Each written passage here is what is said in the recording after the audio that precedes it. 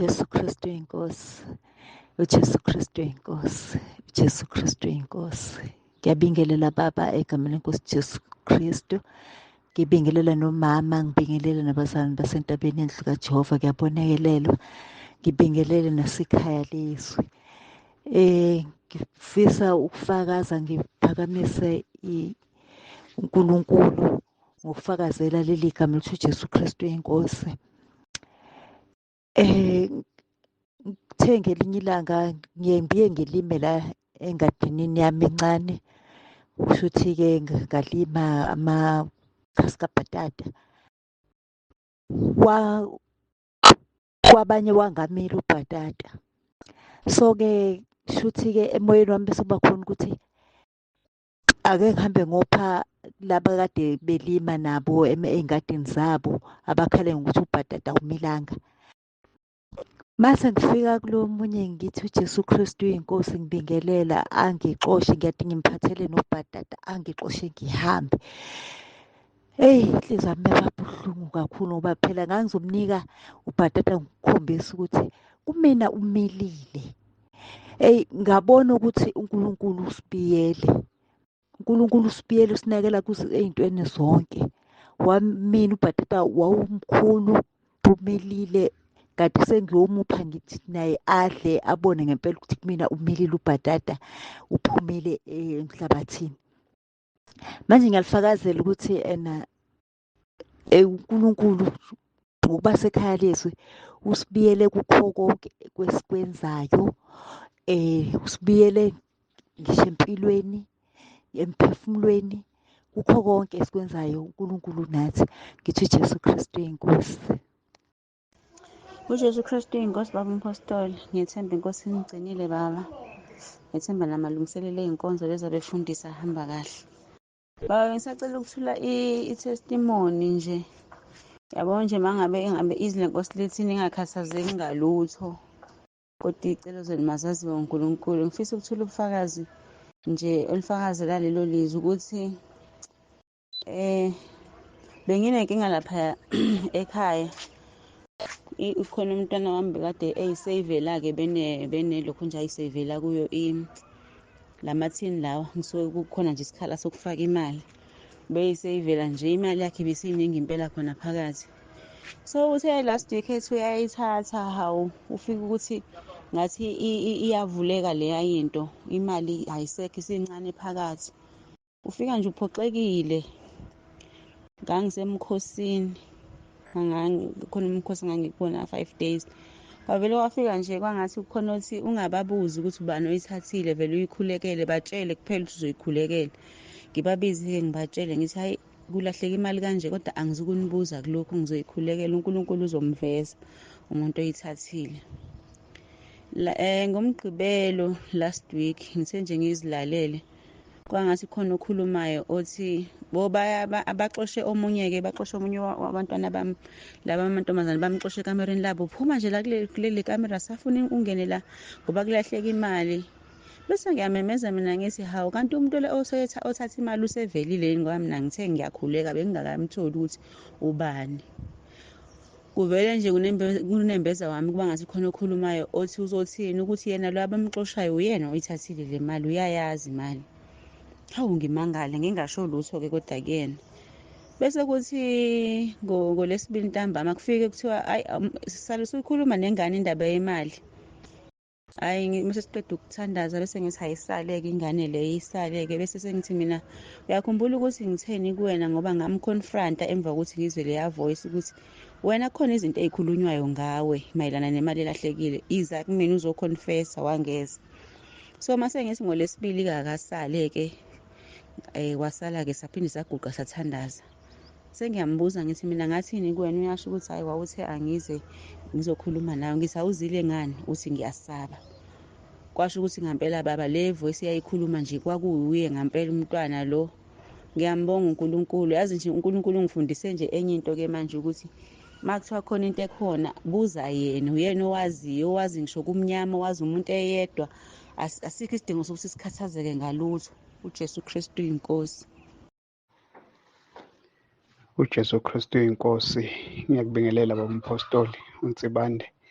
Ngibingelela nomama egameni lenkosi uJesu Kristu. Ngibingelela abazalwane ekhaya lezwi nasentabeni yendlu kaJehova kuyabonelelwa.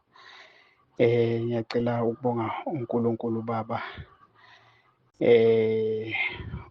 osipha ukuphila. Ngike ngahamba ngaya e-Home Affairs ngiyolanda i-passport njengokuba ngangi-aplayelile i-passport. Nakhona uku-aplaya, mhla ngi-aplaya ngathi sengisondela ukuyobhalisela i-passport, kwathiwa imishini isifuna ukuba offline. Ngalokho engimemeza igama elithi uJesu Kristu uyinkosi, uJesu Kristu uyinkosi. Kwathi noma sengirejista impela-ke mina sekuyimina impela. Hheyi, kwake kwathatha isikhathi kodwa ngilokhu ngishilo ukuthi uJesu Kristu uyinkosi, yagcina i-aplayelekile i-passport. Ade sibuyile-ke sengiyoyilanda ngoMsombuluko. Ngizwa ukuthi umoya hhayi awuvumi, kunomoya olwayo ukuba ngithathe i-passport. Kodwa-ke yagcina ngikwazile ukukholektha. Ngezwa ukuthi noma sengiyikholekthile cha, umoya awubulwa. Ngase ngihamba-ke ngiya ngoba ngangiseBay, ngaya ey'tolo ukuyokwenza i-shopping yey'mpahla nezinto zami nje ey'ncane. Ngathi ngihamba e-Boardwalk ngashibilika, ngihamba ngecathulo eyishibilikayo kuma-tiles, ngashibilika ngawa, ngashaya phansi ngezinqa. Basho abantu bathi sorry. Ngavuka ngasho ngaphakathi ukuthi eyi, ngangithukile nje. Ngavuka ngahamba ngaya la engiyakhona, ngenze engikwenzayo, ngezwa kodwa ukuthi ngishayekile.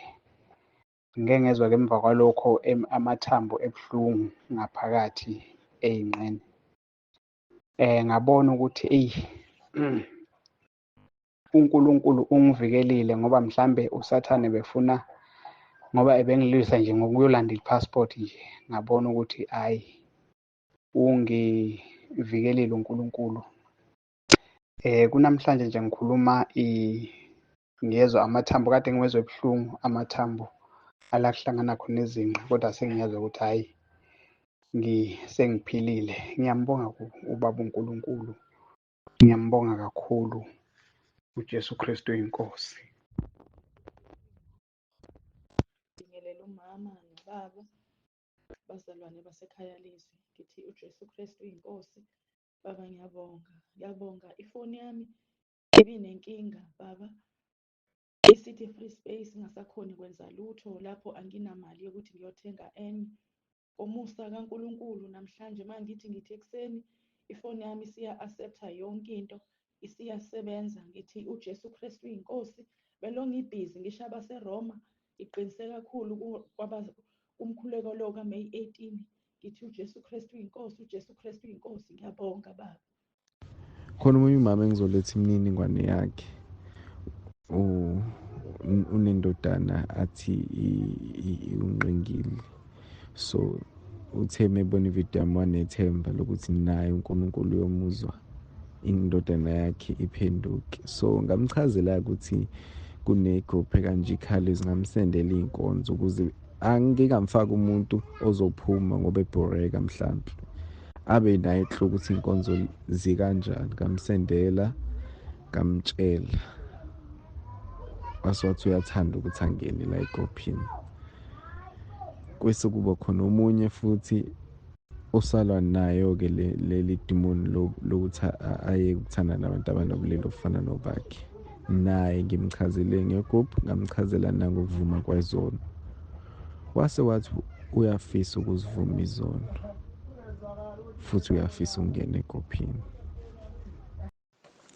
uJesu Kristu inkosi, ngiyabingelela kuwena baba nakubo bonke abazalwane basekhaya lezi nasentabeni endlu kaJehova. Ngiyabonelelwa nami ngithanda ukudlulisa ubufakazi ngezinto uNkulunkulu angenzela zona nasangenzela zona empilweni yami. Okokuqala, ngiyakhumbula ngisafunda ugrade 11 ngalolo suku ngangiyomele ngiyokwenza ibhasi Home Affairs, ngahamba nobaba ekuseni ngoba kuyaziwa kunolayini omude, futhi nalolo suku safika edrobheni ngabo 7. Ngalolo suku ulayini wawuzojika indlu ngaphandle, kodwa ekugcineni ngabo 11 sagcina nathi singenile. Kwakuthathwa ngama-group 10, sithatha 10 bangithatha nami sangena ngaphakathi kulo layini. Kuleyo group engangithathiwe ngangile ngasekugcineni ko-number 7 kanje, ngibona ukuthi angeke ngisakhona ukufika phambili mina ngoba kwakujwayele ukuthi ngabo 12 noma ngabo 1 belantshini, futhi kwakuhamba nogesi kunjalo, amathemba mancane. Kanti lo muntu osebenza phakathi nakhona omunye wabo wayefuna umuntu ozomlekelela azolawula ulayini, kungabi nesiphithiphithi ngaphakathi. Mina ngacasha ethi ufuna abantu phakathi kwethu kulaba abawu-10, ngacasha ngoba ngivele ngiyayisabela nokuba phambi kwabantu, kodwa wakhomba mina ngicashile nginjalo, wathi ufuna mina. Ngazala ngamsebenzela wangitsho ukuthi angenze njani ngakwenza lokho. Ngathi uma ngiqedile wathi hhayi ngizokwenzela ibhasi, wangenzela ngaqeda izinto zakhona. Hawu, ngathi uma ngiqeda lapho, uma ngikhumbula kahle ngazathi ugesi wahamba sengiqedile. Ngiyambonga uNkulunkulu, wangenzela lokho. Okwesibili, e-high school ngiyakhumbula ngilo muntu mina nganginokuphuma ku-top 10, ngikwiza u-top 10 wasesikoleni, ngitshe ngingaphumi. Kwaze kwaba grade 12 ko-term 1 azange ngiphume lapho. Term 2 naku-term 3 ngacela uNkulunkulu ukuthi cela ngenze ngiphume ku-top 10 nami, ngoba ngiyalazi izwi lithi njena siyacela uNkulunkulu ukuhlakanipha. Ngakucela lokho, wangenzela uNkulunkulu, ngaphuma ngambonga uJesu. Abanye bethi hayi vele wena uhlakaniphile, kodwa mina ngazi ngaphakathi ukuthi hhayi, uyafunda impela ukufunda, kodwa uyakucela kuNkulunkulu ukuhlakanipha, ngoba ethi uNkulunkulu siyakucela noma yini. Nami nganginalokho ngakucela, wangenzela. Okwesithathu, njengoba sengifunde esikhungweni semfundo ephakeme, ngathathwa e-university. Manje inkinga indawo yokuhlala ngangenayo. Manje uNkulunkulu wakufaka kubaba lokho ukuthi hhayi, sohamba uyongikhapha, sohamba ngisho noma ngenayo indawo yokuhlala, sobona phambili. Ekuhambeni kwethu sesofika, ubaba wathi angibuze omunye usisi wayehleli eduze kwami ukuthi abantu abangenayo indawo yokuhlala njengami benza njani. Kanti lo muntu engangimbuza umuntu wayesebenza phakathi ofisini kula bantu abanikana indawo zokuhlala. Wangixhumanisa nomunye usisi, hawu, wangenzela nami, izinto zalunga. Sakhipha enye imali, i-deposit kulaba baphathi bakhona e-ofisini. Ngakusasa sayithola indawo yokuhlala. Nami ngiyambonga uNkulunkulu, ngithi uJesu Kristu inkosi. uJesu Kristu inkosi mkhulu. Ngithanda ukuphakamisa uJesu nokumbonga kakhulu ngethuba lesibili anginikeza lona empilweni yami, ukuba ngimkhonze emva kwesikhathi eside ngingenzi kahle, ngingalaleli, ngithi nginenkani. Ngithanda ukwenza izinto zezwe, ngithanda ukuphika nabangani abangamfuni ukumfuna uJesu, abayisho lobona ukuthi ayi ngeke thina siye esontweni, ngiphike nabo mina kodwa ngibe ngilazi iqiniso.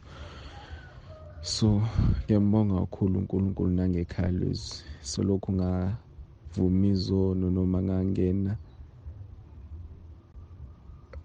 kwaba khona ushintsho empilweni yami, kwaba khona ukuqonda kwezinto ngendlela ebengingayiqondi, ngizothini, ebengingenakho ukuyiqonda, ngathola ukuyiqonda.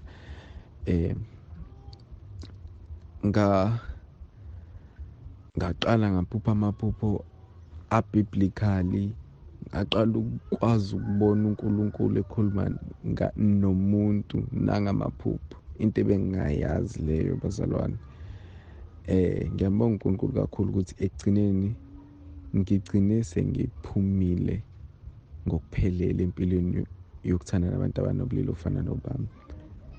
Into eyenzekile after ukuvuma izono zami, sengibuyelile eThekwini, ngaphinde ngazwana nabo abangani bami abangakholwa, ngabuyela ngaqala phansi. Kodwa ngiyambonga uJesu ukuthi njengamanje useyisizile ngempela impilo yami, and ukubekile enhlizweni yami nokuthi zonke lezi impahla enginazo zonke azikho ezimthokozisayo, okusho ukuthi kumele zonke zishiswe. So wangipha nesibindi sokuthi ngihambe ngibe namandla okuhamba ngiyothula ubufakazi bami ku-TikTok. And-ke abantu baningi-ke mkhulu abakade bebhizi bengitext. Abanye bathi bayafisa ukungena ekhaya lezi. Khona omunye umama engizoletha imini. Okay.